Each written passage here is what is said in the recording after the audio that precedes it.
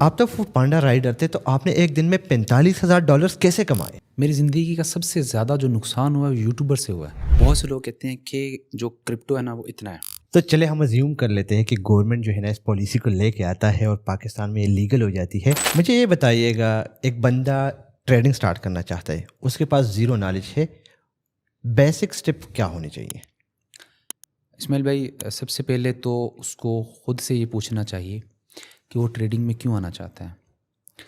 IT की field उसने choose किया तो आईटी की फ़ील्ड के अंदर बहुत से दूसरे भी इंडस्ट्रीज़ हैं जिसको वो कवर अप कर सकता है, जैसे डिजिटल मार्केटिंग है, ब्लॉगिंग है, एसईओ है। अब तो एआई के अंदर बहुत सी चीज़ें हैं जो कि ऑटोमेशन पे चली गई हैं और एआई से जो काम ले सकता है।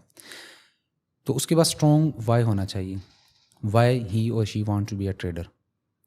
अगर उसके पास स्ट्रॉन्ग वाई है तो वो फिर ट्रेडिंग की तरफ आए। कोई स्ट्रॉन्ग रीज़न होनी चाहिए। लेट्स सपोज मैं अपनी मिसाल देता हूँ कि मैंने 3 से 4 जॉब्स ऐसी थी जहाँ से मुझे निकाला गया था, यानी कि उसमें मेरा कसूर भी नहीं था, मेरे किसी कुलीग का कोई कसूर था, लेकिन ब्लेम मुझ पे आया, तो जिसकी वजह से मुझे निकाला गया।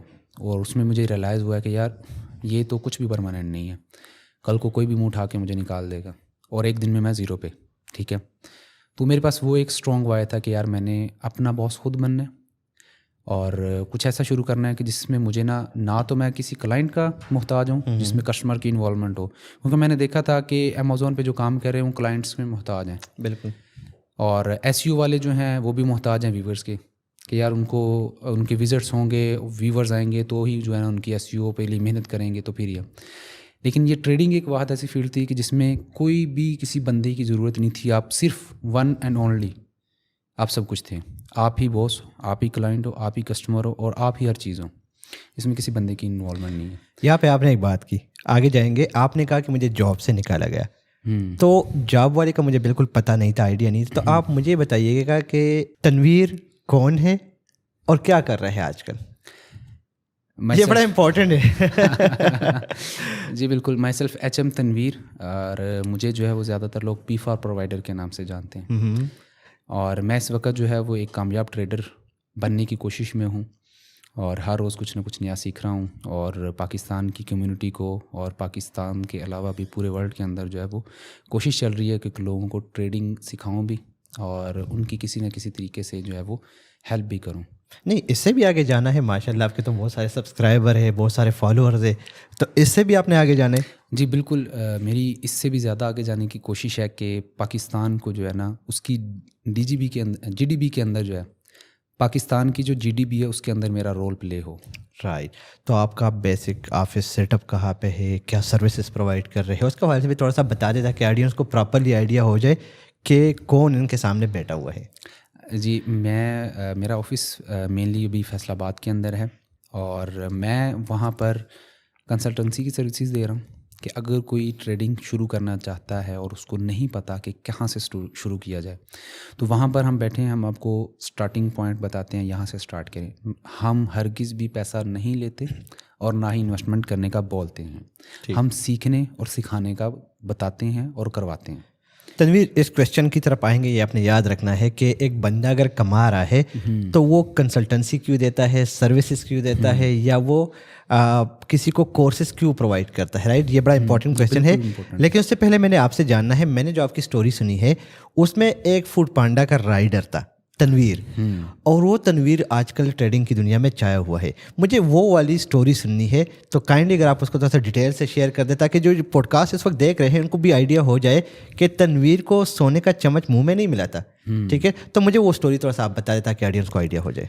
मैं अगर वो स्टोरी सुनाऊंगा ना बहुत लंबी है, और मैंने अपनी ऑडियंस से ये बोला है कि जब 1 मिलियन यूट्यूब पे होंगे ना तो तब मैं बिल्कुल डेडिकेटेड उसके ऊपर कंप्लीट स्टोरी बताऊंगा। शॉर्ट करके बताता हूँ कि मैट्रिक के बाद मैंने 1-2 रेस्टोरेंट के अंदर जॉब की थी, तो उसके बाद तब फूड पांडा नया नया आ रहा था 2019 के स्टार्ट के अंदर ना, तो तब जो है ना वो फूड पांडा के अंदर मैं चला गया और उधर जो है ना वो मैंने फूड पांडा की डिलीवरीज़ और सर्विसेज देना शुरू कर दी। और तब मेरा एक दोस्त था, उसने मुझे आइडिया दिया कि यार यूट्यूब के ऊपर ना फूड पांडा की गाइडेंस के ऊपर कोई वीडियो नहीं है, तो हम क्यों ना उसके ऊपर स्टार्ट लें, और एक यूट्यूब भी हमारा स्टार्ट हो जाएगा और वहाँ से भी पैसे मिलते हैं, तो स्टार्ट करते हैं। अभी भी मेरे यूट्यूब चैनल के ऊपर फूड पांडा की वीडियोस पड़ी हुई हैं, बिल्कुल। जहाँ मैं डिलीवरीज दे रहा हूँ, कैसे डिलीवरी देनी है वो सिखा रहा हूँ, वो सारा कुछ जो है ना मैं गाइड कर रहा हूँ लोगों को। गाइडेंस की बात होगी तो आप इस वक्त ये क्लिप देख रहे हैं साइड में, ये इनके एक्चुअल वीडियोस है, और मुझे लगता है कि ये आपको एक मोटिवेशन और किक भी देती है कि वो बंदा जो कि एक राइडर था, वीडियो बना रहा था, आजकल वो उसकी लाइफस्टाइल में क्या चेंजेस आए हैं। कैसा लगता है? काफ़ी बेहतर लगता है और अल्लाह का शुक्र अदा करता हूँ। जब भी सोचता हूँ मुंह से ये निकलता है अल्हम्दुलिल्लाह, कि माँ बाप की दुआएं थी और अभी भी साथ हैं, तो माशाल्लाह मज़ीद तरक्की कर रहा हूँ। और बस जज्बा था कि मैंने ना निकलना है, इससे आगे जाना है, ये मेरा आखिरी मुकाम नहीं है, मैंने और ज़्यादा आगे जाना है इंशाल्लाह आगे जाते हैं। और ट्रेडिंग के हवाले से आप कह सकते हैं तनवीर, मैं आपका टाइम लूँगा, ये पूरा एक मिनी क्रैश कोर्स आप इसको कह सकते हैं, लेकिन मुझे ये बताइएगा कि इस लेवल तक पहुँचने के लिए आपको कितनी इन्वेस्टमेंट करनी पड़ी और कितने लोगों से सिफारिशें आपने लेनी पड़ी, ये पूरे का पूरा सीन, या आप अपने बिल पे और अपने जो है ना दम पे इस लेवल पे आए हैं? देखिए, मैंने जो फॉरेक्स ट्रेडिंग का लफ्ज़ जो ना सुना था ना, मेरे एक फ्रेंड ने बताया था। उसने बताया था कि ट्रेडिंग जो है ना, उसमें बाय करते हैं, ऊपर जाएगी मार्केट तो प्रॉफिट होगा, सेल करते हैं, मार्केट नीचे जाती है तो प्रॉफिट होता है। और सुन के ऐसा लगा कि यार ये तो दुनिया का सबसे आसान काम है, तो इसको मैंने करना है। और जब मैंने स्टार्ट किया तो स्टार्टिंग में मैंने $10 लगाए थे, और वो भी अम्मी से मैंने लिए थे और ये भी बोला था कि अम्मा मुझे उधार दो, मैं वापस दूंगा तो उससे मैंने $4 कमाए थे, ठीक है ना। वो भी बस यानी कि बाय किया, प्रॉफिट हो गया तो मैंने बना लिए, और 4 फिर विड्रॉ किए, और फिर जो है ना अगली बार जब मैंने ट्रेड ली ना, तो वो $10 लॉस हो गया था। ओह, तो फिर अम्मा ने वो मज़ीद पैसे नहीं दिए, और थे भी नहीं, घर के हालात इतने डाउन थे कि हम अफोर्ड नहीं थे कर सकते $2000-4000 रुपये भी, ठीक है। तो फिर जो है ना वो मैंने सोचा कि नहीं, इसको प्रॉपर सीखना है और ये होती क्या चीज़ है। और तब मेरे जिस दोस्त ने मुझे बताया था ना, तो मैं उसके पास भी गया कि यार आपका वो उसने बताया था कज़न करता है। मैंने कहा कज़न से मिलवा दो, मैं सीखना चाहता हूँ। तो उसने फिर स्टोरीज़ करवाई मुझे कि यार वो बड़ा मसरूफ़ बंदा है, वो तो हमें नहीं टाइम देता, वो तो अब हमारा रिलेटिव हो गया, हमें मुँह नहीं लगाता, और इस तरह की बातें। मैंने कहा यार चलो ठीक है, मैं फिर गूगल की हेल्प लेता हूँ। गूगल में तब ज़्यादातर आर्टिकल्स चलते थे, 2016-17 की बात है, मैं तब फ्रेश मैट्रिक करके निकला था ना। तो तब मैंने जो है वो फिर गूगल पर आर्टिकल्स पढ़ना शुरू किए, लोगों के ओपिनियंस लेना शुरू किए। तब की बहुत सी वेबसाइट जो है ना वो थी, अब बंद हो चुकी हैं फॉरेक्स के रिलेटेड ना, बहुत से ब्रोकर्स भी बंद हो चुके हैं। तो फिर यूट्यूब का भी एक आया, यूट्यूब पर भी चंद एक लोग थे, उनकी वीडियोस देखनी, उनकी स्ट्रेटजीज अप्लाई करनी, एक में प्रॉफिट होना, दूसरे में लॉस हो जाना, फिर कई और यूट्यूब चैनल सर्च करना, फिर उसमें काम करना। तकरीबन कुछ 1.5 साल का अर्सा मेरा इसी तरह से जो है ना वो मैं बोलूँगा ज़ाया हुआ, क्योंकि वो जो चीज़ें यूट्यूब पर और आर्टिकल्स में थी ना, वो ट्रेडिंग नहीं थी, वो बेसिकली गैम्बलिंग थी। क्योंकि उसमें मार्केट मूव कैसे करती है, प्राइसेस ऊपर कब जाती हैं, नीचे कब जाती हैं, फंडामेंटल रिसर्च कैसे की जाती है, टेक्निकल्स की कितनी अहमियत है, फंडामेंटल्स की कितनी अहमियत है, और उसमें साइकोलॉजी का कितना रोल है, और ये सारी चीज़ें जो थी ना, कुछ भी नहीं था उसमें बताया जाता। उसमें बस इंडिकेटर्स और बताए जाते थे कि ये लगा लो, ये लगा लो, ये यहाँ से यहाँ तक जाएगा, क्रॉस ओवर होगा तो आपने बाय और सेल, इस तरह की चीज़ें। तो फिर मुझे जब मेंटोर मिले थे ना, तो मेरी मेंटोर साजिद गौरी साहब हैं। मैं साजिद गौरी साहब में वो इस वक्त तुर्की में है, और मैं प्राउडली ये बोलूँगा कि one of the best mentor हैं पाकिस्तान के अंदर। और अगर आप किसी भी कामयाब ट्रेडर की पूछेंगे ना कि आपने सीखा किससे है, या तो वो साजिद गौरी साहब से सीखा होगा, या साजिद गौरी के किसी स्टूडेंट से सीखा होगा। ओके, हाँ, साजिद आके जो मेन जो लिंक होगा ना, वो साजिद गौरी साहब से होगा उनका, कि साजिद गौरी साहब की लड़ी से जो है ना वो समझ लें कि सारे ट्रेडर जो हम निकल रहे हैं। तो जब उनका मैंने कोर्स किया और सीखा और उनके पास गया, तो तब पता चला कि यार ट्रेडिंग होती क्या है। और उसके बाद जो है वो हर चीज़ मेरे लिए एक आई सामने कि ट्रेडिंग का असल मतलब क्या होता है। और पहले जो कर रहा था वो सारी गैम्बलिंग थी। तो तब मैंने जब उनसे सीखा, साइकोलॉजी स्ट्रॉन्ग की, तकरीबन उस चीज़ में भी मुझे तकरीबन 6 से 8 महीने लगे। और ज़्यादा मसला मुझे इस वजह से आ रहा था कि जो मैंने गलत सीखा था ना, वो मुझे बड़ा डिस्टर्ब कर रहा था।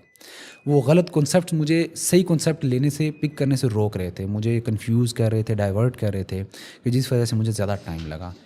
तो उसके बाद फिर गैम्बलिंग और ट्रेडिंग का डिफरेंस जब पता चला, तो उसके बाद जब मैंने एक स्टार्ट लिया ना, तो मेरी लाइफ चेंज होना शुरू हुई। आहिस्ता आहिस्ता लॉसेस रिकवर होना शुरू हुए। और ऐसा नहीं है कि मैंने एक दिन का लॉस जो है वो एक दिन में रिकवर किया होगा। एक दिन के लॉस को रिकवर करने के लिए महीने 2-3 महीने लग रहे थे। लेकिन ये था कि हमारे मेंटोर ने ये चीज़ बताई थी कि यार आपका लॉस फ़ौरन ही रिकवर होगा। और सबसे ज़्यादा ज़रूरी बात थी कि उन्होंने बताया था कि रियल आपने सोचना है, रियलिटी बेस्ड आपकी थिंकिंग होनी चाहिए। एक मज़दूर की दिहाड़ी के साथ आपने अपनी ट्रेडिंग की दिहाड़ी को कंपेयर करना है कि मज़दूर जो है वो 1000-1500 कमा रहा है, और अगर आप 3000 रुपया कमा रहे हो ना, तो इसका मतलब है कि आपने 2 गुना कमा लिए हैं। ठीक है ना। तो रियलिटी बेस्ड थिंकिंग रख कर आपने जो है ना वो स्टेप्स लेना स्टार्ट करने हैं, और आपने आहिस्ता आहिस्ता सीढ़ियाँ चढ़नी है। तो इसी तरह जो है वो मैंने कामयाबी हासिल की है। और अब जो है ना वही सीढ़ियाँ जो है ना वो एक एक स्टेप जो है ना वो बहुत बड़ा बड़ा है एज़ कम्पेयर टू रियलिटी। लेकिन मेरे लिए अभी भी वो छोटा है, क्योंकि मैं उस चीज़ को समझ चुका हूँ और उस चीज़ के उस लेवल तक पहुँच चुका हूँ। तो इस पूरे प्रोसेस में कितना टाइम लगा? एक फूड पांडा राइडर जो कि सारा दिन मजदूरी करता है, वहाँ से फिर आके आप पढ़ाई कर रहे हैं, रिसर्च कर रहे हैं, गूगल से आर्टिकल उठा रहे हैं, मेंटर्स को फॉलो कर रहे हैं, मुश्किल नहीं होता बड़ा ये मैनेज करना? बहुत मुश्किल था। मैं मायूसी नहीं होती थी? मायूसी बहुत बार हुई है। मैंने तो एक बार तो बिल्कुल सोच लिया था कि मैंने अब ट्रेडिंग नहीं करनी। लेकिन मैं ये बात बोलना चाहूँगा कि ट्रेडिंग एक नशा है, और ऐसा नशा है कि अगर आप एक बार इसमें आ जाते हो ना, एक दिन के लिए भी आ जाते हो, आप ज़िंदगी में दोबारा ज़रूर आओगे इसमें। तो इसलिए मुझे जो टोटल अरसा लगा है ना इसके अंदर 6 से 7 साल का अरसा लगा है ट्रेडिंग इस लेवल तक पहुँचने में? इस लेवल तक पहुँचने के लिए। और ये उन लोगों के लिए मैं बोलूँगा कि एक मिसाल है, और उन लोगों के लिए सबक है जो लोग कहते हैं कि हम 1 महीने में या 2 महीनों में सीख जाएंगे और इसमें यहाँ तक पहुँच जाएंगे। सीखने की हद तक ठीक है, इस मुकाम तक पहुँचने में नहीं। इस मुकाम तक पहुँचने के लिए उनको एक्सपीरियंस चाहिए, मल्टीपल स्मॉल स्टेप्स चाहिए, फिर यहाँ तक पहुँचेंगे। और इन्वेस्टमेंट जो है वो भी ज़ाहिर चाहिए, लेकिन इस काम में इतनी इन्वेस्टमेंट की ज़रूरत नहीं होती जितनी बोला जाता है। ठीक है अच्छा, इतनी इन्वेस्टमेंट नहीं चाहिए होती। मेरी जो पहली इन्वेस्टमेंट थी मैंने बोला $10 की थी, जो लॉस हो गया था। जो दोबारा से कामयाबी की तरफ गया ना, $50 की इन्वेस्टमेंट से गया हूँ।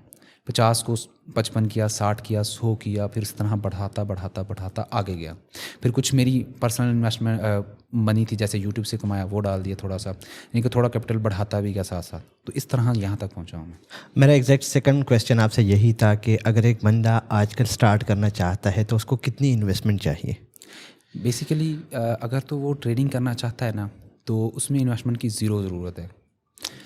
क्योंकि आजकल ऐसी प्लेटफॉर्म्स आ चुकी हैं जो कि आपका टैलेंट देखती हैं, आपके पास स्किल है पैसा मैनेज करने की। ट्रेडिंग में सबसे ज़्यादा ज़रूरी जो चीज़ होती है वो मैनेजमेंट होती है।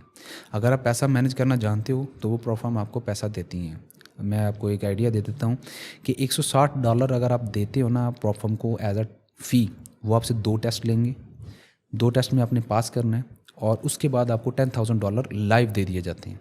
वो फंड्स जिससे आप ट्रेड करोगे, जितना प्रॉफिट बनाओगे 80% आपका होगा, 20% कंपनी का होगा। और जब आप पहला विड्रॉ लेते हो तो जो आपने फीस दी थी $160 की, वो भी वापस आ जाती है। यानी कि ज़ीरो इन्वेस्टमेंट के साथ आप यहाँ से स्टार्ट ले सकते हो। वाह, इसको डिस्कस करना है डिटेल के साथ ज़रूर। वेल तनवीर, बड़ा अच्छा लगा आपकी हिस्ट्री जान के, एंड बिलीव मी बड़ी मोटिवेशन मिलती है। हमारे बहुत सारे दोस्त हैं जिसमें शफीक जाफरी एंड मिस्टर हाउ के साथ हम बैठे हुए थे, आप भी बैठे हुए थे, डिस्कशन चल रही थी, एंड आई वाज सरप्राइज्ड कि यार वो लोग भी इस किस्म के हालात से गुजरे हैं, यानी कि फुटपाथ तक पर वो लोग गए हुए हैं। वो बातें तो हम बाकायदा पॉडकास्ट में कवर करेंगे। अब आते हैं मेन टॉपिक की तरफ। मुझे आपसे जल्द आंसर चाहिए कि हमारे यूज़र्स को जो है ना प्रॉपरली सब चीज़ों का आइडिया हो जाए। The first question that I want ask from you is what is crypto currency और ब्लॉकचेन टेक्नोलॉजी? मैं मिसाल देके समझाना चाहूँगा आपको। बहुत से लोग कहते हैं कि जो क्रिप्टो है ना वो इतना है, लेकिन मैं बोलूँगा कि ब्लॉकचेन इतना है। ठीक है। और उसका पार्ट है क्रिप्टो, और उस क्रिप्टो के पूरे यूनिवर्स के अंदर बिटकॉइन का हिस्सा इतना है। ठीक है। ओके। तो जो क्रिप्टो करेंसीज हैं वो किसी न किसी प्रोजेक्ट की यूटिलिटी टोकन है। जैसे इथीरियम फाउंडेशन है, उनका काम है स्मार्ट कॉन्ट्रैक्ट्स बनाना, NFTs बनाना, यानी कि उसके ऊपर आप जाके बना सकते हो और अपने टोकन भी लॉन्च कर सकते हो। या जिस तरह दूसरे प्रोजेक्ट हैं, पॉलीगॉन है, पोल्का डॉट है, वो किसी न किसी टेक्नोलॉजी को बेहतर कर रहे हैं। लेकिन उस टेक्नोलॉजी के अंदर जो करेंसी यूज़ होगी उसके सर्विसेज लेने के लिए और उनको बनाने के लिए, उसमें वो कॉइन होता है। ठीक है। और ब्लॉकचेन जो है वो एक अलग फील्ड है। जैसे कोडिंग हो गया, आप डेवलपर बनना चाहते हो तो ब्लॉकचेन डेवलपर बन सकते हो, जिसमें आप कॉइन्स बनाना सिखाओगे या बनाकर दोगे कंपनी को, या कंपनी ने ब्लॉकचेन टेक्नोलॉजी के अंदर कोई इंप्रूवमेंट करनी है तो उसकी कोडिंग वगैरह की सर्विसेज देकर आप उसमें कर सकते हो। तो ये करेंसी जो आप कह रहे कोई बंदा बनाता है राइट, इसको फिर वो लॉन्च करता है, तो क्या ये सेंट्रलाइज्ड होती है, मतलब वो बंदा उसको मैनेज करता है या डिसेंट्रलाइज होती है? ब्लॉकचेन की सबसे ज़्यादा जो खूबसूरती है ना वो यही है कि इसके अंदर आप चीज़ें डिसेंट्रलाइज कर सकते हैं। यानी कि आपने वहाँ पर ओनरशिप रिनाउंस कर देनी है, यानी कि उसकी ओनरशिप ख़त्म हो गई। अब जिनके पास मेजॉरिटी ऑफ द टोकन है या फिर मेजॉरिटी ऑफ द कम्युनिटी जिस साइड पे वोटिंग करेगी वो वाली चीज़ होगी। और ये जो कॉइन्स वगैरह है इसकी तादाद ज़्यादा कम हो सकती है?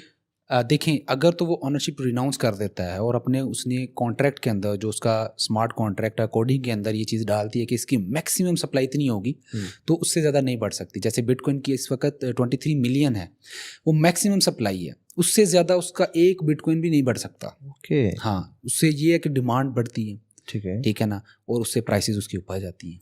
वेल तनवीर, मुझे ये बताइएगा, एक न्यूबी, एक न्यू कमर जो बिल्कुल बिगिनर लेवल पे है, इसी पॉडकास्ट को देख रहा है एंड वो चाहता है कि वो क्रिप्टो करेंसी की इस इंडस्ट्री में कदम रखे, तो बेसिक स्टेप्स जो अकाउंट क्रिएशन का प्रोसेस है वो कैसे होगा, और कौन सा ऐसा प्लेटफॉर्म है जो कि उसको बेहतरीन किस्म की सर्विस ऑफर कर सकता है?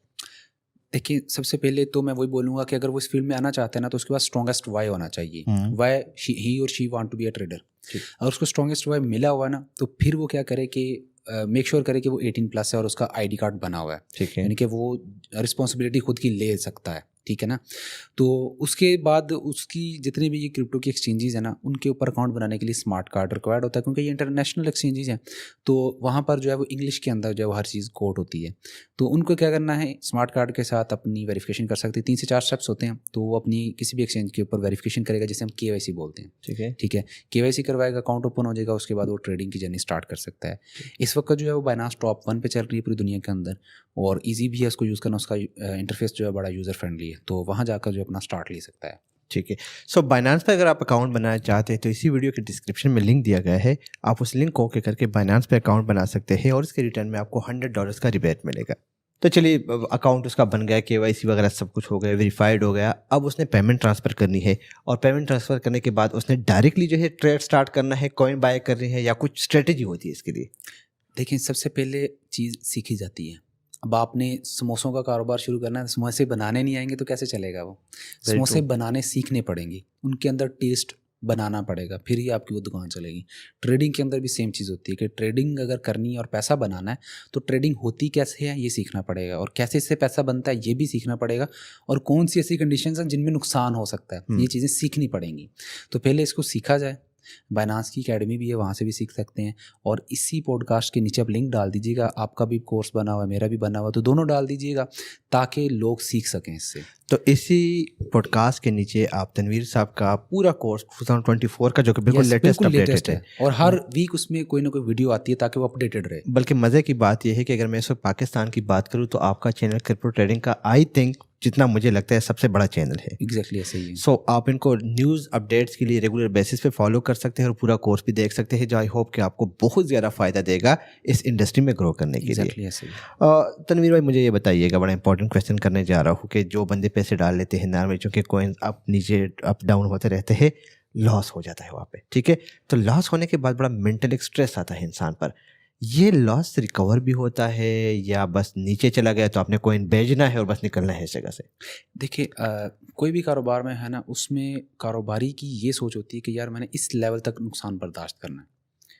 कपड़े का कारोबार है, कोई भी कारोबार आप ले लो, उसमें बंदे की सोच होती है कि यार अगर इससे नीचे प्राइसेस गई ना तो मैंने इसको सेल कर देना, इतना लॉस बर्दाश्त कर लेना है, मैंने अपने खुद से आज़ादी लेनी है, इसको दबा के नहीं रखना। तो ट्रेडिंग के अंदर बहुत से लोग क्या करते हैं, वो अपना रिस्क डिफाइन नहीं करते कि यार मैंने अगर $100 लगाए हैं ना, तो मैं $90 तक जो है ना वो बर्दाश्त करूँगा, नहीं $10 का नुकसान बर्दाश्त करूँगा। अगर मेरे $90 नज़र आ रहे हैं ना, तो मैं वो कॉइन सेल कर दूँगा ताकि मैं बच जाऊँ।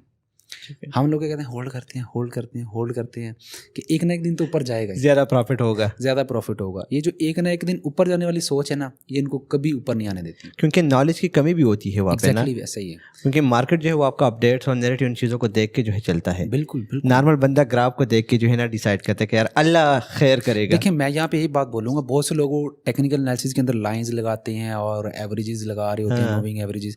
देखिए, वो लाइंस प्राइस को नहीं रोक सकती। आपको सोचना पड़ेगा कि वो मार्केट ऊपर नीचे क्यों होती है। मैं भी लाइंस लगाता था, ठीक है। मूविंग एवरेजेस लगाना और ब्लिंकर बैंड्स और वो इंडिकेटर्स लगा के पूरा चार्ट पढ़ देना, वो हमारी लाइंस की मोहताज नहीं है मार्केट। ठीक है। ठीक है ना, आपने उसका बैक, मैंने बताया ना कि हर एक कॉइन का यूज़ केस होता है, कोई ना कोई उसकी प्रॉब्लम सॉल्विंग वो कर रहा होता है, कोई टेक्नोलॉजी में अपडेट, वो आप देखो कि वो क्या नई अपडेट लेके आ रहा है और उसके अंदर कितना कंपटीशन है, कितनी सैचुरेशन है, वो सारी रिसर्च आप करो। रिसर्च जब करना सीख जाओगे ना, आप आंखें बंद करके जहाँ मर्जी बाय कर लो, लाइंस लगाने की भी ज़रूरत नहीं है, आप आंखें बंद करके ट्रेड कर सकते हो उसको। तो इट मीन कि मार्केट अपडेट से आपने खुद को बाहर रखना है। बिल्कुल, आपने मार्केट अपडेट से बाहर नहीं रखना, मार्केट बाखबर रखना है खुद को। बाखबर, बिल्कुल बाखबर। बाखबर रखना है, बेखबर नहीं रखना, बेखबर नहीं रखना, बाखबर रखना है। तो जो मार्केट से आपने खुद को बाखबर रखना है, उसके लिए कौन से प्लेटफॉर्म है जिनको फॉलो करना है, जिसके थ्रू? हाँ, वो सबसे ज़रूरी चीज़ है जो कि इस वक्त पाकिस्तान में बैन है। Crypto Twitter. ट्विटर इस वक्त बैन है पाकिस्तान के अंदर। ट्विटर में आपको सबसे जल्दी जो है ना अपडेट मिलती है। तो आप क्रिप्टो ट्विटर यानी कि ट्विटर को आप जाएं, वहाँ पर टॉप के इन्फ्लुएंसर्स को ढूंढें आप कि कौन कौन से लोग जो है अपडेट्स दे रहे हैं। आप मुझे भी फॉलो कर सकते हैं, लोग आपको भी फॉलो कर सकते हैं, वहाँ पर आप भी अपडेट देते हो, मैं भी देता हूँ, और दूसरे भी बहुत से ऐसे क्रिप्टो ट्विटर बैठे हुए हैं कि जो आपको वहाँ पर इंस्टेंट इन्फॉर्मेशन देते हैं। राइट, वहाँ से आप अपडेट्स ले सकते हैं, बाखबर रह सकते हैं। ये बातें तो होती रहेगी। मुझे ये बताइएगा तनवीर, आपने एक दिन में सबसे बड़ा लॉस कितना किया है? ये जो है ना वो बड़ा ख़तरनाक सा सवाल है। मैंने एक दिन के अंदर जो है ना $44,000 का नुकसान किया। 44,000? जी, $44,000 का मैंने नुकसान किया। देखिए, बनाए थे मैंने तो गवाए हैं, ठीक है ना। मैंने बताया ना स्टार्टिंग में कि मैंने $50 से स्टार्ट किया था और पहली जो बाइनांस के अंदर आया था, और ये मैंने गवाए भी फ्यूचर्स ट्रेडिंग के अंदर हैं। बहुत से लोग जो हैं वो देखा देखी आ जाते हैं, फ्यूचर ट्रेडिंग करते हैं और फिर उनको इस तरह का भी नुकसान बियर करना पड़ता है जो कि मैंने किया है। और मैं लिटरली मैं बोलूँगा कि कोमा में चला गया था। मुझे बोलने की भी वो हिम्मत नहीं थी हो पा रही कि मैं यार किस तरह से क्या बोलूँ, क्या करूँ और क्या करना है, मुझे सुन्न हो गया था सारा कुछ बस। तो कैसे सरवाइव किया? क्योंकि मैं देख रहा हूँ ये एक बहुत बड़ी अमाउंट है, जो कि अगर एक एवरेज फैमिली की हम बात करें तो उसकी 3 साल की अर्निंग अगर वो लश फश लाइफ गुजारना चाहते हैं तो इतनी अमाउंट जो है ना मोर देन इनफ है। बिल्कुल, एक एवरेज लाइफ, एक एवरेज फैमिली की मैं कहता हूँ पूरी ज़िंदगी गुजर जाएगी, पूरी ज़िंदगी गुजर जाएगी। तो मैंने जब लॉस किया ना तो मैंने फिर ये थाम लिया था कि यार मैंने इसको अब सीखना है, क्योंकि वो लॉस भी मैंने पता क्या किया था, तब किसी न किसी के सिग्नल फॉलो कर लिए थे मैंने, ठीक है। और फिर उससे लॉस मेरा हुआ था एग्जैक्टली $2,000 से $3,000 का, ठीक है ना। उसकी रिकवरी के चक्कर में रिवेंज ट्रेडिंग, इमोशनल हो जाना, अब रिकवर हो जाएगा, इस ट्रेड में रिकवर हो जाएगा, पैसा डाल रहा है, पैसा डाल रहा हूँ, अपनी सेविंग्स भी डाल दी उसके अंदर मैंने, लॉस हो रहा है और गुस्सा होके और डाल रहा है, और गुस्सा होके, और मैंने लिटरली एक दिन के अंदर जो है ना वो इतनी ट्रेड्स ली कि वो जो उसका टोटल जो लॉस हो $44,000, थोड़ा सा कैपिटल रह गया था, मैंने फिर बंद कर दिया सारा कुछ, डिलीट कर दी एप्लीकेशन। रिकवर कैसे किया? मैंने जब लॉस हुआ था ना तो मैं जब सुन्न हो गया तो मैंने फिर घर वालों, अम्मी से और भाई से ये बात बोली थी कि मैं ना एक कोर्स करने वाला हूँ और उसमें फुल फोकस चाहिए और उसमें मैंने परफॉर्म अच्छा करना है, तो इसलिए जो है ना मैं हो सकता है कि आपसे बातचीत ना करूँ, खाने पीने की आपने टेंशन नहीं लेनी, ना मुझे बुलाना है, ना बार बार मुझे कॉल्स करनी है, मुझे फुल फोकस चाहिए, ठीक है। कोई चीज़ बाहर से लानी है तो आप खुद ले आइएगा। तो मैंने इस तरह से उनको बात बोली और कहते ठीक है, और समझने कि लिटरली मैंने वही अल्फाज बोले नहीं थे जा रहा, उतनी बोलने की हिम्मत पड़ी। फिर मैंने जो है ना वो जितने आर्टिकल रीड करो, यूट्यूब के सारे चैनल्स इंडियंस के और अंग्रेज़ों के क्या सभी के देखने शुरू कर दिए। फ्रेंड सर्कल में जिन जिनको ट्रेडिंग आती थी उनको बोला कि यार मुझे कोर्सेज अपने भेजो, मैंने करने हैं। इवन दो के कुछ फ्रेंड्स भी ऐसे थे कि पैसे ले रहे थे, मैंने कहा यार ये लो पकड़ो, मुझे दो, ठीक है ना। तो एक फ्रेंड था कि जिसने मुझे साजिद गौरी साहब से उनका जिक्र किया, उनका बताया। हाँ, मैं बोलूँगा कि he is one of the best mentor in the world, क्योंकि उन्होंने इतनी महंगी चीज़ें खुद सीखी। उन्होंने 3 दिन के कोर्स के लिए जो है ना वो £12,000 दिए थे, 3 दिन के कोर्स के लिए £12,000, और वो वाली चीज़ हमें जो है ना वो तकरीबन फ्री वाला समझ लो हिसाब किताब था, इतनी कम कॉस्ट के अंदर दी थी। उनकी मेंटोरशिप के अंदर जब मैं गया, उनके कोर्स किए और उनकी जो इंस्ट्रक्शंस थी उनको फॉलो किया, तो उसके बाद जो है मैंने स्लोली रिकवरी की, और उस एक दिन के लॉस को रिकवर करने के लिए तकरीबन 1 से 1.5 साल लगा मुझे। 1 से 1.5 साल? एग्जैक्टली। Motivation, demotivation? डीमोटिवेशन जब मुझे देखें, जब मैं साजिद गोरी साहब के पास गया था ना, तब मुझे ट्रेडिंग का असल मतलब पता चला था ओके। कि यार ट्रेडिंग होती क्या है। तो मेंटोर्स का आप कह सकते हैं कि रोल है। बिल्कुल है। यूट्यूब पर मैं बोलूँगा कि ज़्यादातर लोग सिर्फ गैम्बलिंग सिखा रहे हैं, क्योंकि मेरा जो लॉस हुआ था ना, उसमें कहीं ना कहीं यूट्यूब का भी बहुत बड़ा रोल था। जो वहाँ पर इन्फ्लुएंसर्स ने मुझे मूविंग एवरेजेस और बुलिंगर बैंड्स के स्ट्रेटजीज बताई थी, जो कि मोस्टली इन्फ्लुएंसर आजकल बता भी रहे हैं कि बाइनांस पे $10 डेली, $20 डेली, और इस स्ट्रेटजी से मैंने इतने कमा लिए। यार वो उन्होंने खुद नहीं कमाए होते उस स्ट्रेटजी से, उन्होंने किसी ना किसी तरीके से कमा लिए होते हैं। व्यूज़ के चक्कर में वो जो है वो कह देते हैं कि मैंने ये वाली चीज़ करके कमाए।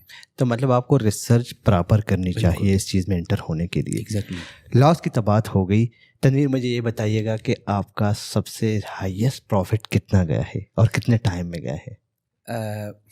मेरी एक पहले पॉडकास्ट हुई थी, तो उसके अंदर मैंने एक दिन के अंदर जो है ना वो $10,000 कमाए थे। ठीक है ना, वो एक रिकॉर्ड मेरी इनकम थी एक दिन की।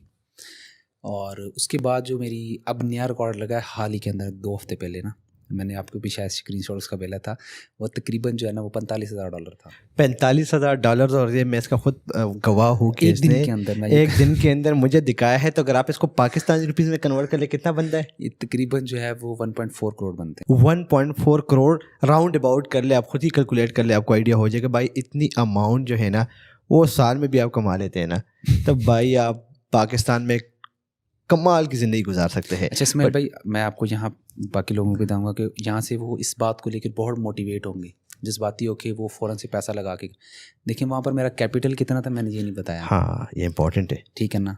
और वो जो $45,000 है ना, वो तकरीबन 9 to 10% बनते हैं। 9 to 10%। हाँ जी, समझ जाएं फिर कैपिटल कितना होगा मेरा। भाई लोग ये सोचते हैं कि इतने डॉलर्स कमा लिए उसने, यार उसका कैपिटल कितना है? हो सकता है उसका वो 1% हो। yes, हमारे मेंटोर ने ये बताया था कि अगर आप एक महीने के अंदर 5% बना लेते हो ना, और वो कंसिस्टेंटली बना रहे हो आप 3 महीने 6 महीने साल, तो आप बहुत बड़े कामयाब ट्रेडर हो। ओके। कि आप कंसिस्टेंट हो, हर महीने की क्लोजिंग आपकी प्रॉफिट में हो रही है। राइट। और अगर 10% बन जाता है किसी महीने, तो आपके लिए बोनस है। ठीक है ना। उन्होंने हमारी माइंड प्रोग्रामिंग इसी तरीके से की हुई है कि हम ट्रेड कॉपी सब कुछ बंद कर देते हैं जब हमारे 10% अचीव हो जाता है। तो मतलब इसमें साइकोलॉजी का कहीं ना कहीं पे जो है लिंक्स है बहुत ज़्यादा। तो वो आप इसको किस तरीके से एक्सप्लेन करेंगे? देखिए, साइकोलॉजी जो है ना वो तब तक आप उसके ऊपर जो है ना अमल दरामद नहीं कर सकते और अपनी ठीक नहीं कर सकते जब तक आप लिखना स्टार्ट नहीं करते। okay. मैंने अपनी गलतियां लिखनी शुरू की, अपनी कामयाबियों को लिखना शुरू किया, और जिन चीज़ों से मुझे कामयाबी मिल रही थी ना, मैंने उनको रिपीट करना शुरू किया। वो कहते हैं ना कि मिस्टेक्स मेक यू परफेक्ट। मैंने अपनी कामयाबियां नाकामियां यानी कि विनिंग ट्रेड्स लूजिंग ट्रेड्स का पूरा एक जर्नल बनाना शुरू कर दिया। जो भी कामयाब ट्रेडर होगा ना, ये कामयाबी की तरफ जा रहा है, वो जर्नल ज़रूर बना रहा होगा, यानी कि हर ट्रेड की हिस्ट्री बना रहा होगा, क्यों ली थी, क्या लॉजिक्स थे, वो सारा कुछ। वो कहते हैं ना कि जो कामयाब लोग होते हैं वो अपनी मिस्टेक्स से सीखते हैं, और अजीम लोग जो हैं तो अपनी कामयाबी से सीखते हैं। ठीक है। तो वही चीज़ जो यहाँ पर मैंने फॉलो की थी कि मैंने अपनी कामयाबियों को रिपीट करना शुरू किया और जो गलतियाँ थी उनको अवॉइड करना शुरू किया। तो आहिस्ता आहिस्ता जो है ना वो मेरी एक्यूरेसी भी बढ़ना शुरू होगी। और जब मैंने लॉजिक्स के साथ काम शुरू किया ना कि यार मैं आखिर ये ट्रेड ले क्यों रहा हूँ, इसमें क्या चीज़ नज़र आ रही है मुझे, लगने वाली जो बात होती है ना, मेरा दिल कह रहा है, मुझे लग रहा है, वो वाली चीज़ जब ख़त्म हुई है ना, तो तब कामयाबी मिलनी शुरू हुई। इसमें एक बड़ा इंपॉर्टेंट क्वेश्चन आता है। नॉर्मली आप भी सिग्नल्स देते हैं, वेल चले आप तो रिसर्च बेस कर लेते हैं, मैं बहुत सारे ग्रुप का हिस्सा हूँ, वहाँ पे लोग बस सिग्नल लेते हैं, इधर हम परचेजिंग कर लेते हैं, और बाई पर हमें पता ही नहीं होता कि इसका करना क्या है। तो कितने ट्रेड्स एक्टिव होने चाहिए आपके, और अगर फॉर एग्जांपल आपका पोर्टफोलियो $500 का है या $1000 का है, तो कितनी वहाँ पे इन्वेस्टमेंट, कितना सेविंग होना चाहिए? देखिए जो रिस्क मैनेजमेंट की मैं बिल्कुल रिस्क मैनेजमेंट को मैं डिफाइन करता हूँ, 3 से 4 स्टेप्स होते हैं। आपने उसको परसेंटेज के अंदर काउंट करना है, कभी भी डॉलर्स के अंदर नहीं काउंट करना। ओके। ठीक है, ना ही उनको पीके परसेंटेज के अंदर काउंट करना है आपने। और आपने एक ट्रेड के अंदर ज़्यादा से ज़्यादा 1% लगाना है। अगर आप उसमें श्योर हो, आपको लॉजिक्स मिल गई हैं, कम से कम 3 रीजन होनी चाहिए ट्रेड लेने से पहले। सिग्नल मिल गया तो फिर आपको सिग्नल फॉलो करना आना चाहिए। मैं भी बता देता हूँ सिग्नल कैसे फॉलो कर सकते हैं। कि उसमें आपने अगर सिग्नल मिला है ना आपको, तो उसमें आप अगर खुद थोड़ा बहुत एनालिसिस करना जानते हो और आपके एनालिसिस उस सिग्नल्स के अकॉर्डिंग मीट हो रहे हैं, तो आप क्या करो 1% लगा सकते हो उसके अंदर। ठीक है, वरना 0.5% लगाओ या 1/4% लगाओ। ये मेरी स्ट्रैटेजी नहीं है, ये जितने भी प्रोफेशनल ट्रेडर्स हैं और इंस्टीट्यूट्स हैं, वो ज़्यादा से ज़्यादा रिस्क 1% का लेते हैं, जिसमें वो बहुत ज़्यादा श्योर होते हैं कि यार इसमें बहुत हाई प्रोबेबल अपॉर्चुनिटी है और इसमें एंटर होना है। अगर उसमें प्रोबेबिलिटी का कम रेशो होती है ना, तो उसमें वो 0.5% लेते हैं या 1/4% लेते हैं, ठीक है। तो एक तो वो चीज़ आपने उसके अंदर ऐड करनी है, और उसके अंदर आपने मस्ट है कि स्टॉप लॉस लगाना है। ओके, स्टॉप लॉस के बगैर ट्रेड हो ही नहीं सकती। तो स्टॉप लॉस और आपके लिमिट साथ में लग जाते हैं? बिल्कुल लग जाते हैं। कैसे लग हर जाते चीज़ हैं? लग जाती है। वो आप जो प्लेलिस्ट नीचे दी है उसमें हर एक चीज़ जो है वो डिटेल के अंदर बताई हुई है। अभी स्क्रीन चाहिए होगी मुझे समझाने के लिए, ठीक है ना? उसके लिए आप डिस्क्रिप्शन में जो है वो प्लेलिस्ट को देखेंगे। डन। तो वहाँ पर क्या होगा, आपने स्टॉप लॉस साथ लगाना है मस्ट, ठीक है। कि अगर मार्केट मेरे अकॉर्डिंग नहीं जाती तो वर्स्ट सिनेरियो के अंदर मुझे ज़्यादा से ज़्यादा इतना नुकसान होगा। ठीक है, लेकिन इसके में एक क्वेश्चन आता है ना कि एक फियर ऑफ लूजिंग होता है कि यार मैं लॉस कर रहा हूँ कहीं ना कहीं पे, क्योंकि अक्सर मैं देखता हूँ न्यूबीज जो है या न्यू कमर वो स्टॉप लॉस नहीं लगाते। उनके दिल में डर होता है यार कि चले 90 पे मैं स्टॉप लॉस लगाता हूँ, ऐसा ना हो ये 85 पे आ जाए, 85 से फिर ऊपर चला जाए। ये एक होता है ना फियर, और इसके अलावा बहुत सारे फियर आपको मुझसे ज़्यादा पता है। उनको कैसे ओवरकम किया जा सकता है? देखिए, ये एक साइकोलॉजी, ये भी साइकोलॉजी का फैक्टर होता है कि मैं 90 पर स्टॉप लॉस रखता हूँ तो 85 पे आके मार्केट दोबारा से जब 120 पे चली जाएगी, ये सिर्फ हमारे माइंड का होता है वो, ठीक है। ठीक है। तो आप लोगों के साथ एक बार होगा, 2 बार होगा कि मार्केट आई, स्टॉप लॉस उठाया और वहाँ पे चले गई, और ये भी लैक ऑफ एनालिसिस होगा कि उसमें कहीं ना कहीं कमी रह गई है कि आपने स्टॉप लॉस को वहाँ पे डिफाइन नहीं किया कि वहाँ पर 80 पे रखना था तो आपने 90 पे रख दिया उसको, ठीक है ना। यहाँ कहीं ना कहीं आपकी वो रह जाती है। मतलब मार्केट एजम्पशन पे नहीं चलता, मार्केट अपनी मर्जी से चलती है, ठीक है। वो उसमें मार्केट की गलती नहीं है, उसमें हमारी गलती होती है। अपडेट नहीं होते हमारे पास। हाँ जी, हम जो है वो अपडेटेड नहीं होते मार्केट में। हम जो है वो जो अपडेट्स चल रही हैं उसके अकॉर्डिंग चल नहीं होते। वहाँ पर ये भी चीज़ होती है कि वहाँ पर कोई इवेंट आ जाता है, कोई न्यूज़ आ जाती है कि जिसकी वजह से मार्केट 90 स्टॉप लॉस नहीं था हिट करना चाहिए उसको, लेकिन वो आई है, स्टॉप लॉस हिट करके फिर ऊपर चले गई। यस, न्यूज़ का फैक्टर बहुत ज़्यादा ज़रूरी होता है वहाँ के। राइट। सो यहाँ पे जो न्यूज़ की बात होती है उसके लिए ट्विटर एक प्लेटफॉर्म है जिसको हम ज्वाइन कर सकते हैं। अनफॉर्चुनेटली पाकिस्तान में वो बैन है। ट्विटर के अलावा ऐसे कौन से प्लेटफॉर्म है या न्यूज़ वेबसाइट्स है जिनको फॉलो किया जा सकता है? सबसे अच्छी जो वेबसाइट है वो financialjuice.com है। Financial juice. आप यहाँ पर उसके स्पेलिंग लिख दीजिएगा ताकि लोग उस पर जा सकें।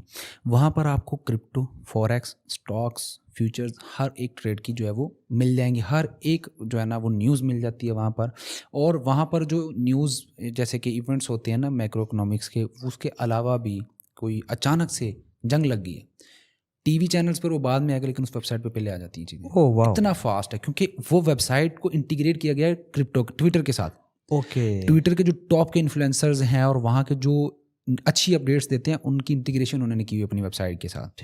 वहाँ पर आपको फ़ौरन से हेडलाइन आ जाएगी। राइट। और इसके अलावा जो कुछ और वेबसाइट है, कॉइन मार्केट कैप हो गया आपका, ये हाँ, रिसर्च पर्पस के लिए इनको यूज़ किया जाता है कि अगर आप ट्रेडिंग व्यू, हाँ ट्रेडिंग व्यू पे टेक्निकल एनालिसिस आप कर सकते हैं। ठीक है। वो आहिस्ता आहिस्ता जब आप आते हैं तो वो सारी चीज़ें सीख सकते हो। एनालिसिस के लिए, टेक्निकल एनालिसिस के लिए आप जाते हो ट्रेडिंग व्यू के ऊपर, और फंडामेंटल रिसर्च करने के लिए स्टार्टअप लोगे कॉइन मार्केट कैप से।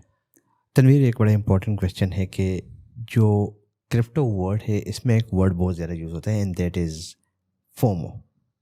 फोमो का क्या ये सीन है, ज़रा इसको क्लियर कर दें। FOMO is equal to fear of missing out, कि कहीं मैं रह ना जाऊं, ग्रीड, पीछे ना रह जाऊं। राइट। यानी कि अब बिटकॉइन $50,000 पे है, $60,000 पे चला गया, $70,000 पे चला गया। मैं कहता हूँ यार ये $1,00,000 पे चला गया ना तो मैं पीछे रह जाऊँगा, अब 70 पे खरीद लेता हूँ।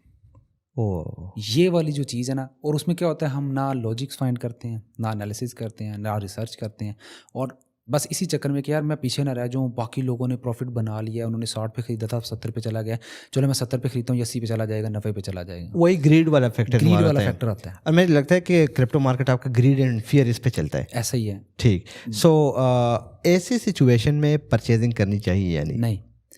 ऐसी कंडीशन के अंदर आपको रिलैक्स होकर बैठना चाहिए। देखें, मार्केट जब तक ऊपर नीचे हो रही है आप उससे प्रॉफिट बना सकते हैं। ट्रेडर ने प्रॉफिट ही मार्केट के ऊपर नीचे होने से बनाना होता है, राइट। ठीक है। अगर तो आप ट्रेडर हैं, अगर आप इन्वेस्टर हैं, तो फिर आपके लिए कोई भी टेक्निकल एनालिसिस की ज़रूरत नहीं है। आप फंडामेंटल रिसर्च करो और बस खरीद के रख के सो जाओ। 5 साल 10 साल के बाद आप देखोगे तो आपको प्रॉफिट होगा, जिस तरह प्रॉपर्टीज़ में होता है। ट्रेडर के लिए जब ये रिसर्च करना ज़रूरी होता है, और वो टेक्निकल रिसर्च भी ज़रूर करेगा और उसके अंदर लॉजिक्स फाइंड करेगा कि अब ये पॉइंट है मेरी बाइंग करने का कि नहीं। वो ना हो कि वो एग्जिट लिक्विडिटी बन जाए, हाँ हाँ ठीक है ना, कि लोगों ने वहाँ पे सेल करना है और वो खरीद ले उनसे। जाहिर बात है सेलिंग तभी होगी जब वहाँ पर कोई खरीदार मौजूद होगा उस लेवल के ऊपर, वो प्रॉफिट बुकिंग करना चाह रहे होंगे, ठीक है। वो क्या करेंगे, न्यूज़ इवेंट्स फंक्शंस इस तरह के करेंगे, अच्छी अच्छी खबरें ला रहे होंगे, ठीक है ना, जिसमें फोमो क्रिएट होगा कि यार अब तो ये वाली कमाल को एक्सेप्ट करने वाली है या जाने वाला है। जिस तरह 2021 के अंदर जो टेस्ला ने बोला था हम कारें आप खरीद सकते हो बिटकॉइन से, उस तरह की अगर न्यूज़ आने तो समझ लो आप एग्जिट लिक्विडिटी बनने वाले हो, और अगर आपके अंदर फोमो है तो आप वहाँ पर नुकसान करोगे। ओके, सो यहाँ पे जो अगर हम कह लेना ये तमाम तरह फैक्टर इन्वॉल्व कर ले, हमारी इस कम्युनिटी में, पाकिस्तानी कम्युनिटी में, what is the future of crypto currency, या आप इसको ओवरऑल जनरल ले लें। So what is the future of अभी जो है वो IMF की भी तरफ से जो है ना वो ये इंस्ट्रक्शंस हैं कि आप जो है ना क्रिप्टो के ऊपर टैक्स लगाएं और टैक्स कलेक्शन करें जो भी ट्रेडिंग कर रहे हैं, और गेन टैक्स लगाएं हम, ताकि जितना भी प्रॉफिट बना रहे हैं लोग उसमें से कुछ चंक जो है ना वो आप लें और हमारे कर्जे वगैरह वो पे करें, ठीक है।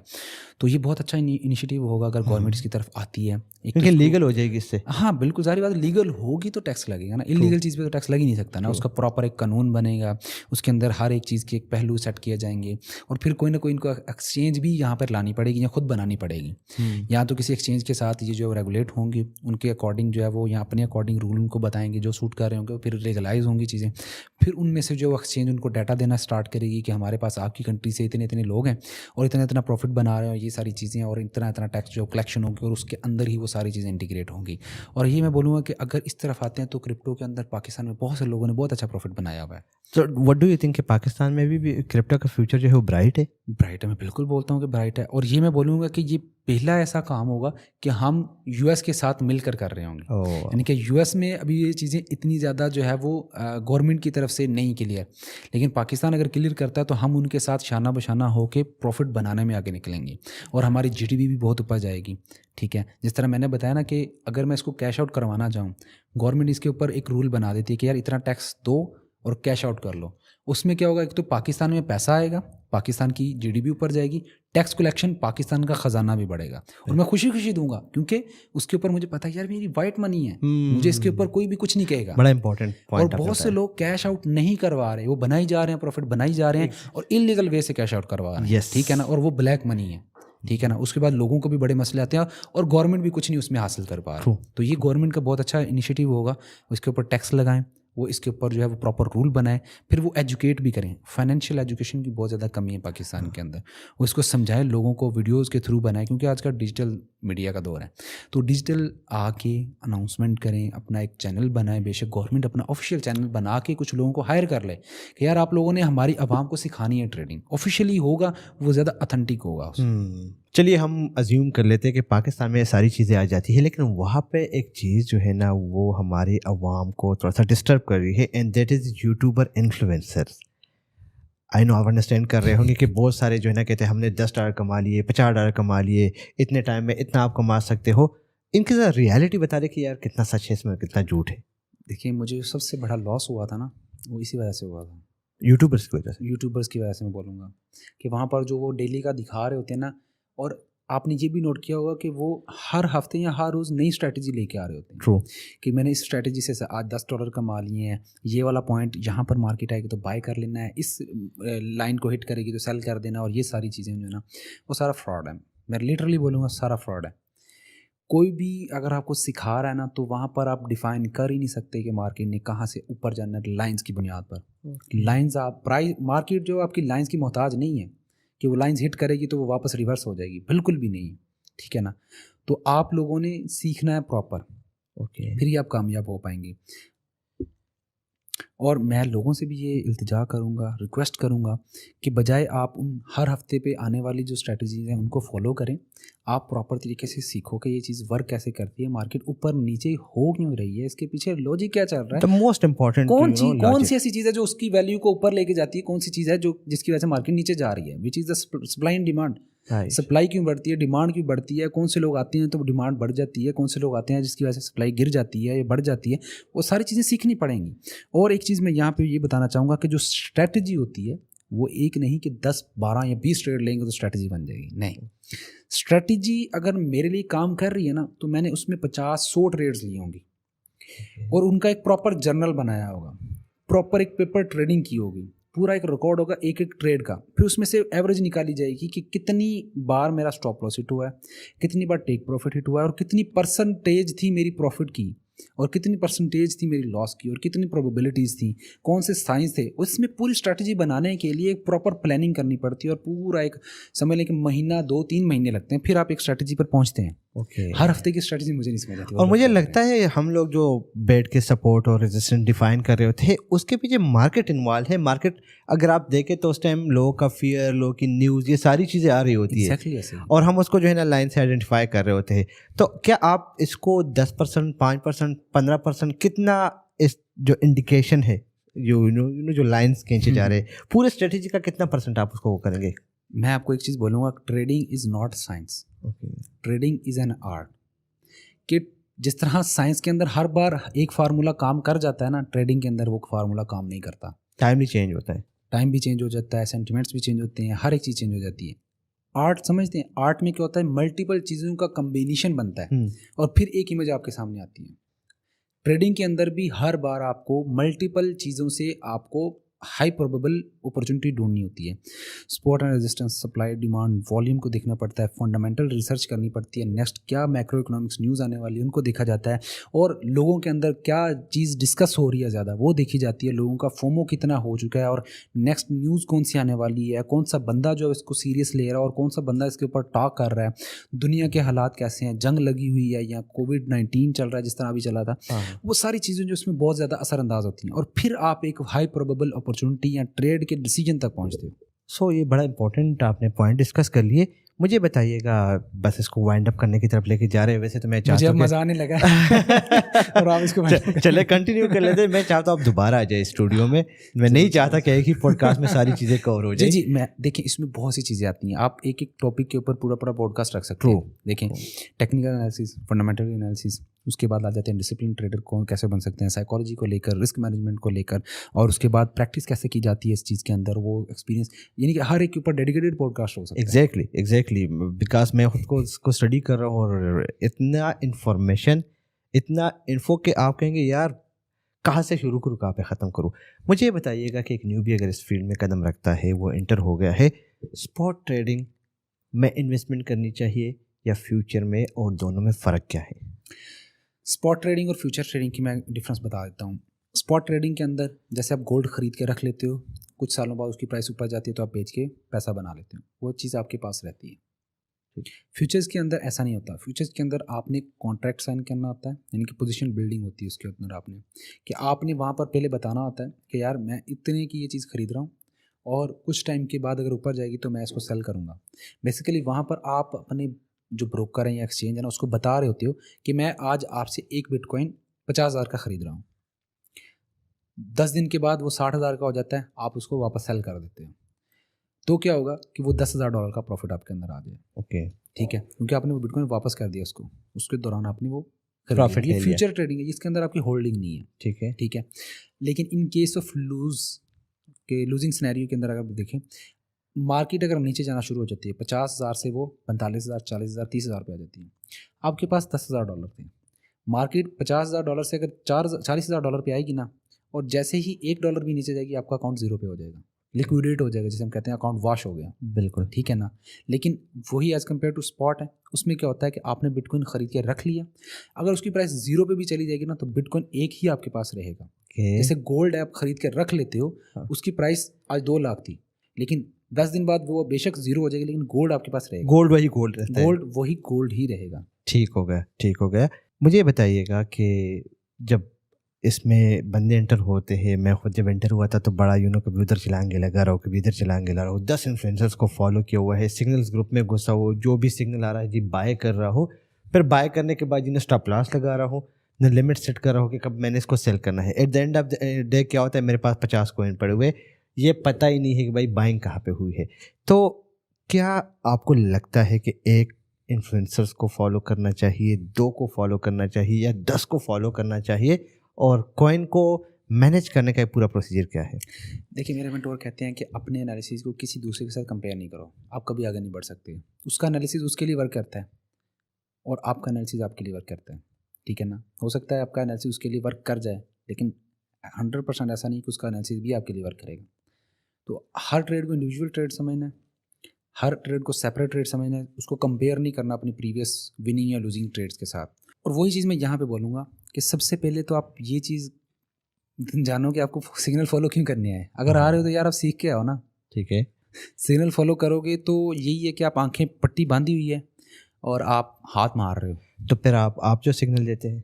हाँ, मैं सिग्नल्स देता हूँ, मेरा लॉजिक और होता है। उसमें आप देखोगे कि एक पूरी डिस्क्रिप्शन होती है, ठीक है। चार्ट होता है। आप बिल्कुल वो सही। उसके अंदर मैंने 3-4 चीज़ें की होती हैं। उसमें एक टेक्निकल, उसमें एक फंडामेंटल, उसमें एक मैक्रो का एक पोर्शन होता है और उसके बाद एक चीज़ और होती है कि माय ओपिनियन। और ये सारी अपडेट्स देता हूँ तो फिर लोगों को